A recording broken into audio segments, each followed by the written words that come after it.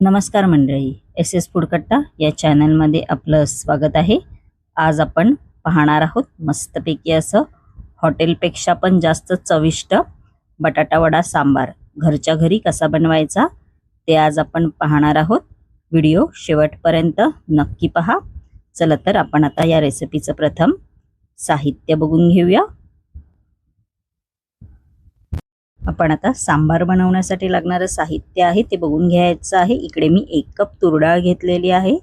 त्यानंतर 2 कांदे असे उभे चिरून घेतलेले आहेत, बघू शकता तुम्ही. त्यानंतर भोपळा घेतलेला आहे असा तुकडे करून. 1 टोमॅटो तो सुद्धा असा उभा चिरून घेतलेला आहे. शेवग्याच्या शेंगा घेतलेल्या आहेत. त्यानंतर बारीक चिरलेली कोथिंबीर, 2 लाल सुक्या मिरच्या घेतलेल्या आहेत, गूळ घेतलेला आहे थोडासा किसून.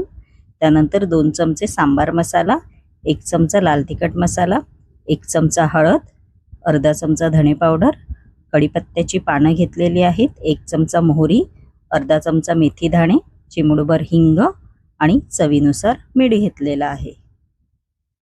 आपण आता रेसिपीला सुरुवात करायची आहे. इकडे मी बाउलमध्ये अशी तुरीची डाळ आहे, ती स्वच्छ पाण्याने चांगली बघू शकता तुम्ही धुवून घेतलेली आहे. आपण आता ही तुरीची डाळ आहे ती कुकरमध्ये शिजवून घेणार आहोत. त्यासाठी इकडे मी कुकर घेतलेला आहे. आपण आता कुकरमध्ये तुरीची डाळ आहे ती अशी घालायची आहे. तुम्ही अशीच पण शिजवू शकता. त्यानंतर पाणी घालायचं आहे. पाणी तुम्ही तुमच्या अंदाजे घाला. त्यानंतर चिमूटभर हळद घालायची आहे. चिमूटभर याच्यामध्ये आपण आता हिंग घालणार आहोत व झाकण लावून आपल्याला 3 ते 4 शिट्ट्या काढायच्या आहेत मीडियम फ्लेम वरती. बघू शकता तुम्ही आपल्या शिट्ट्या झालेल्या आहेत आणि आपला कुकर पण थंड झालेला आहे. आपण आता उघडून बघूया. आपली डाळ चांगली शिजलेली आहे, बघू शकता तुम्ही.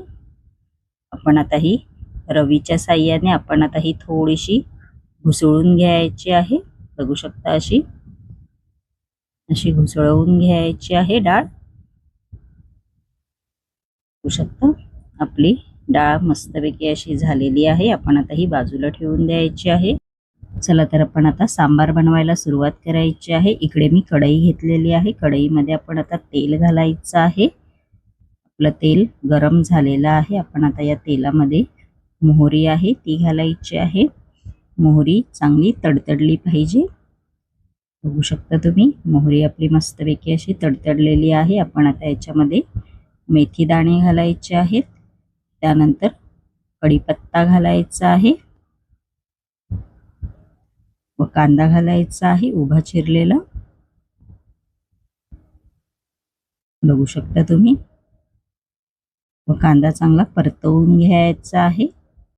आपण आता हा कांदा आहे तो चांगला परतवून घ्यायचा आहे 2 ते 3 मिनिटं. जास्त आपल्याला इकडे लालसर नाही करायचा आहे कांदा. बघू शकता तुम्ही गॅसची फ्लेम इकडे मीडियमच ठेवा. मीडियम फ्लेमवरच आपल्याला हे परतवून घ्यायचं आहे. त्यानंतर याच्यामध्ये आपण आता टोमॅटो आहे उभा चिरलेला तो घालायचा आहे व तो सुद्धा आपण आता परतवून घेणार आहोत 1 ते 2 मिनिटं. त्यानंतर याच्यामध्ये आपण आता भोपळ्याचे तुकडे केलेले आहेत ते घालायचे आहेत. त्यानंतर शेवग्याची शेंग आहे ती घालायची आहे व परतवून घ्यायचं आहे चांगलं 1 ते 2 मिनिटं. त्यानंतर याच्यामध्ये लाल सुकी मिरची आहे ती घालायची आहे व आपण आता याच्यामध्ये पाणी घालणार आहोत व मीठ घालायचं आहे थोडंसं. व आपण आता या भाज्या आहेत ते 10-15 मिनिटं चांगल्या शिजवून घेणार आहोत मीडियम फ्लेम वरती. बघू शकता मस्तपैकी अशी उकळी आलेली आहे आणि आपल्या मस्तपैकी अशा भाज्या पण बघू शकता तुम्ही मस्तपैकी अशा शिजलेल्या आहेत. भोपळा पण शिजलेला आहे आणि शेवग्याची शेंग सुद्धा. आपण आता याच्यामध्ये जी तूर डाळ आपण शिजवून घेतलेली होती कुकरला ती घालायची आहे व मस्तपैकी असं चमच्याच्या साहाय्याने सगळं एकजीव करून घ्यायचं आहे. बघू शकता तुम्ही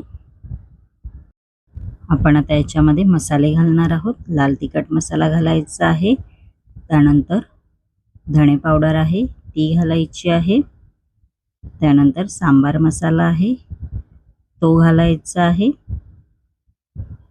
त्यानंतर याच्यामध्ये गूळ घालायचा आहे किसलेला. तुम्ही याच्यामध्ये चिंचेचा कोळ पण घालू शकता. त्यानंतर चवीनुसार मीठ आहे ते घालायचं आहे व पाणी घालायचं आहे. तुम्ही तुमच्या अंदाजे पाणी घाला, जेवढं तुम्हाला पातळ घट्ट पाहिजे तसं, दाटसर पाहिजे तसं.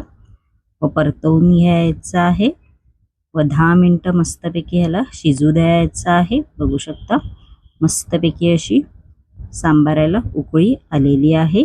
आपण आता याच्यामध्ये चिरलेली मस्तपैकी अशी कोथिंबीर आहे ती घालायची आहे आणि आपला मस्तपैकी असं सांबार तयार झालेला आहे. बघू शकता तुम्ही. आपण आता हे बाजूला ठेवून द्यायचं आहे आणि बटाटा वड्याची तयारी करायची आहे, बनवायची. आपण आता बटाटा वड्याची भाजी आहे ती तयार करून घ्यायची आहे. इकडे मी फ्राय पॅन घेतलेला आहे. फ्राय पॅनमध्ये आपण आता तेल घालायचं आहे. तेल आपलं गरम झालेलं आहे. आपण आता याच्यामध्ये अर्धा चमचा जिरं, अर्धा चमचा मोहरी घालायची आहे. त्यानंतर 5 ते 6 कढीपत्त्याची पानं घालायची आहेत.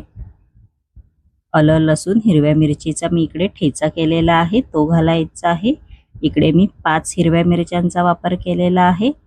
त्यानंतर अर्धा चमचा उडदाची डाळ आहे ती मी अशी भिजशी ठेवलेली ती घालायची आहे व चांगलं 2 ते 3 मिनिटं मीडियम फ्लेमवर आपण आता हे मिश्रण आहे ते चांगलं परतवून घेणार आहोत.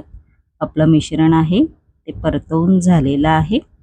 आपण आता याच्यामध्ये उकडलेला बटाटा आहे तो असा मी हाताने मॅश करून घेतलेला आहे. इकडे मी 4 बटाट्यांचा वापर केलेला आहे.